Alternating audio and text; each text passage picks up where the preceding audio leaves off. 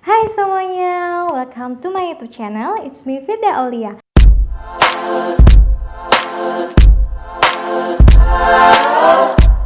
Pada video kali ini kita akan membahas tentang pendapat masyarakat umum terkait peranan apoteker.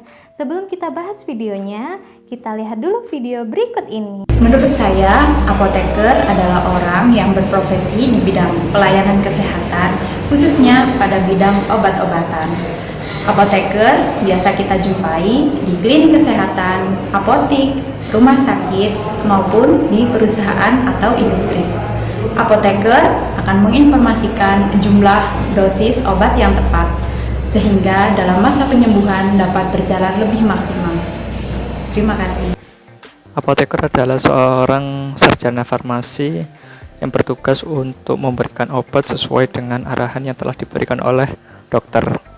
Selain itu, dia juga memberikan arahan atau nasihat tentang efektivitas obat tersebut, sehingga dapat bekerja secara optimal ketika waktu diminum. Apoteker itu apa sih?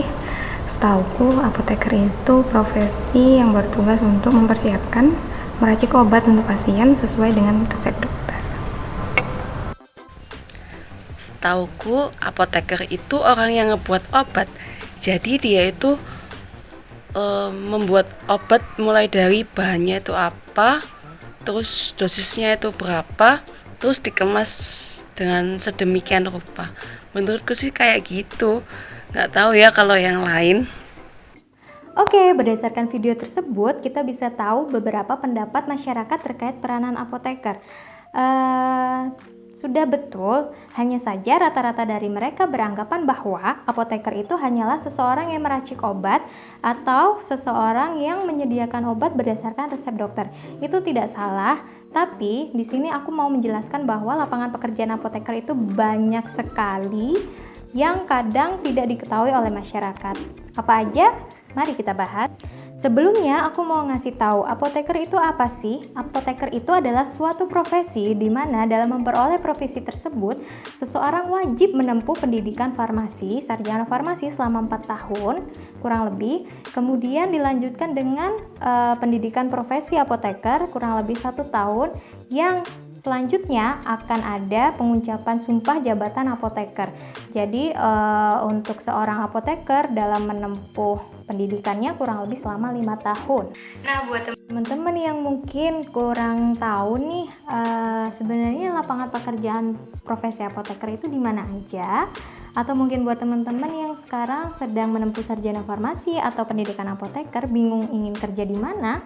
Di sini aku mau kasih tahu bahwa lapangan pekerjaan apoteker itu kurang lebih ada 5 sektor, di mana sektor yang pertama adalah di rumah sakit, kemudian yang kedua itu di industri, selanjutnya yang ketiga itu di komunitas, kemudian yang keempat itu di distribusi, yang selanjutnya yang kelima itu di pemerintahan. Pada video kali ini kita mau bahas dulu terkait yang di rumah sakit. Apa-apa aja mungkin job desk-nya apoteker kalau misalnya di rumah sakit itu seperti apa. Apoteker di rumah sakit kurang lebih dibagi menjadi 2 bagian, di mana yang pertama adalah sebagai farmasi klinik atau clinical farmasi, yang selanjutnya yang kedua itu mengurusi terkait hal manajerial yang ada di rumah sakit. Clinical farmasi itu dibagi lagi menjadi beberapa bagian job desk, diantaranya yang pertama ialah melakukan pengkajian dan pelayanan resep, di mana biasanya ini teman-teman apoteker ada di unit rawat jalan atau rawat inap. Di sini tugas apoteker kurang lebih ialah menelaah resep apakah itu sudah sesuai untuk dosisnya, indikasinya, kemudian untuk waktu penggunaan dan rute pemakaian. Selanjutnya yaitu penelusuran riwayat penggunaan obat. Biasanya ini itu untuk pasien-pasien yang memiliki riwayat penyakit kronis seperti diabetes, hipertensi dan sebagainya, di mana kita dari penelusuran ini kita bisa melihat apakah pasien tersebut patuh atau tidaknya dalam minum obat. Kemudian juga dari penelusuran ini kita bisa tahu apakah si pasien tersebut mengkonsumsi obat-obatan lain atau suplemen dan obat herbal lainnya yang mana kadang tidak diberitahukan ke dokter. ketiga itu adalah rekonsiliasi obat. Rekonsiliasi adalah suatu tindakan semacam membandingkan instruksi pengobatan yang ada dengan pengobatan sebelumnya. Jadi biasanya ini dilakukan terhadap pasien-pasien yang berpindah unit, seperti mungkin pasien yang tadinya dirawat inap berpindah ke ICU seperti itu, atau mungkin untuk pasien-pasien yang akan keluar rumah sakit seperti itu. Jadi di rekonsiliasi ini fungsinya supaya tidak terjadi duplikasi obat atau adanya obat yang tidak diberikan padahal sesuai dengan indikasi seperti itu. Kemudian yang keempat itu ada pelayanan informasi obat atau PIO. Di sini teman-teman apoteker itu berperan untuk menyediakan informasi terkini terkait pengobatan, dan itu informasinya akan diberikan kepada dokter ataupun pasien. Selanjutnya ialah memberikan konseling, informasi, dan edukasi kepada pasien, di mana isinya itu biasanya teman-teman apoteker akan menjelaskan terkait cara penggunaan obat, rutenya, dan mengecek kepemahaman pasien terhadap obat tersebut. Ini biasanya lebih khusus untuk pasien-pasien seperti ibu hamil atau ibu menyusui, terus dengan pasien dengan kondisi lanjut usia, dan pasien pediatri. Yang selanjutnya itu ada VCT, di mana pasti jarang sekali masyarakat umum mengenal kalau si apoteker ini juga bisa VCT ke ruangan-ruangan pasien di rawat inap.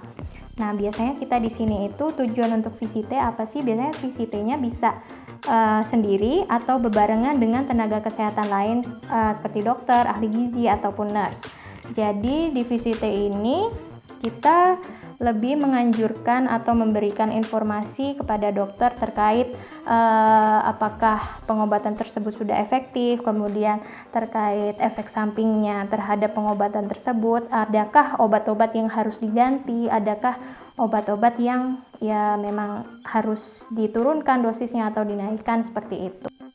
Jadi kurang lebih untuk clinical farmasi di rumah sakit itu biasanya mereka berkolaborasi dengan tenaga kesehatan lainnya, kayak dokter atau nurse atau ahli gizi, itu demi mendukung pengobatan untuk si pasien.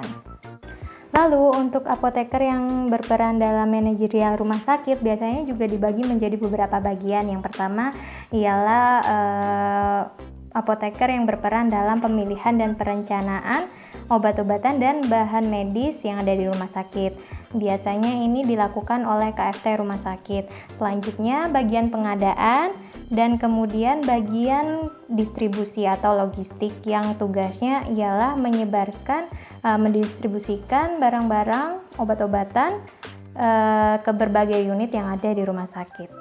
Nah, itu tadi sedikit penjelasan terkait peranan apoteker di sektor rumah sakit. Untuk sektor pekerjaan lainnya akan aku jelaskan di next video. Buat teman-teman yang ingin tahu lebih jelasnya seperti apa sih peranan apoteker di berbagai sektor, itu bisa dibaca di blog di bawah ini. Di situ lengkap banget penulisannya terkait apa yang sudah aku jelaskan di video ataupun mungkin yang belum sempat aku jelaskan di video ini. Oke, sekian video kali ini. Jangan lupa di like dan subscribe, kemudian di share, dan jangan lupa untuk tekan tombol belnya. Bye-bye, sampai jumpa di next video. Dadah.